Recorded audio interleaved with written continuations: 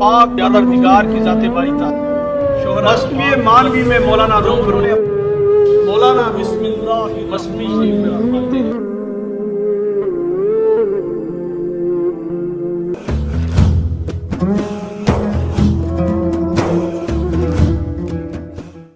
आज का हमारा मौजू हज़रत उमर रज़ी अल्लाह अन्हुम के ओहदे मुबारक से माखूज़ है।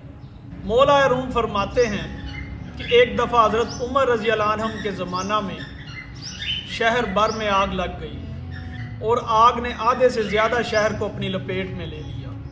लोग परेशान हाल जब हज़रत उमर रज़ी अल्लाह अन्हुम के पास आए तो हज़रत उमर रज़ी अल्लाह अन्हुम ने उन्हें एक नसीहत फरमाई, एक ऐसी नसीहत जिसे पढ़ने और सुनने के बाद ईमान वालों के सीने नूर से भर जाते हैं। मौला रूम ने उस नसीहत को अशार की सूरत में बयान फरमाया है। आप लिखते हैं, आतिशे उफ्ताद दर ओहदे उमर हम चू चोबे खुश्क मी खूरद ऊ हिजर।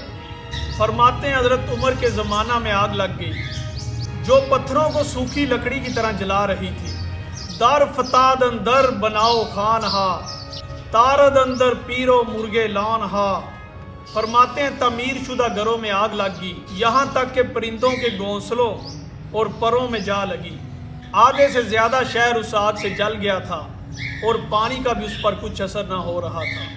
खलक आमद जान बे उमरे शताब का आतशे खुद नमीमी रद ज़ियाब। फरमाते हैं लोग जोक दर जोक टोलियों की शक्ल में हज़रत उमर फ़ारूक रज़ी अल्लाह अन्हुम के पास आए कि ऐ खलीफतुल मोमिनीन, हमारी आग पानी से नहीं बुझ रही, हमारी मुश्किल कुशाई फरमाएं। गुफ्त आतश ज़ियायाते खुदास्त शोलाज आतशे बुखले शमास्त। हज़रत उमर ने फरमाया कि ऐ नादानो, ये आग खुदा के कहर की निशानियों में से है और तुम्हारे बुखल का नतीजा है। पानी को छोड़ो और अल्लाह की राह में रोटियां तकसीम करो और अपने बुखल से तौबा करो अगर तुम निजात चाहते हो। लोगों ने जवाब दिया कि ए खलीफातुल मोमिनीन, हम तो सखी और जमा मर्द हैं, हमने तो कब से अपने दरवाजे गरीब लोगों के लिए खोल रखे हैं।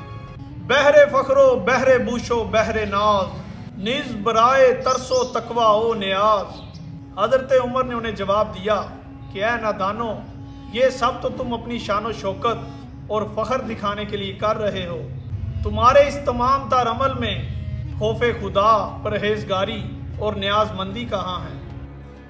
मौला रूम का इन तमाम तार अशार को बयान करने का मकसद इंसान को ये पैगाम देना है कि ए हज़रत इंसान, अल्लाह ताला के साथ तेरा ताल्लुक़ दायमी इस्तवार रहना चाहिए, ना कि वक्ती और मतलबी।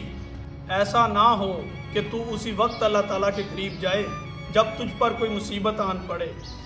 कुरान हकीम में अल्लाह ताला ऐसे ही लोगों के बारे में इरशाद फरमाते हैं, और तुम पर जो भी मुसीबत आती है वो तुम्हारे अपने हाथों की कमाई के सबब आती है और तुम्हारी खताओं में से बहुत सी तो वो अक्सर माफ़ भी करता रहता है। इस आयत मुबारका से हमें यही सबक मिलता है कि इंसान पर जो भी मुसीबत आती है वो उसके अपने अमाल का नतीजा होता है।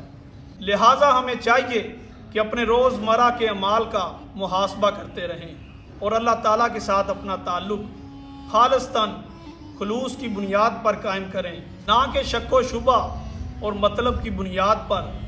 वल्लाहु आलम बिस्सवाब। बाकी दिलों के हाल अल्लाह ताला बेहतर जानता है।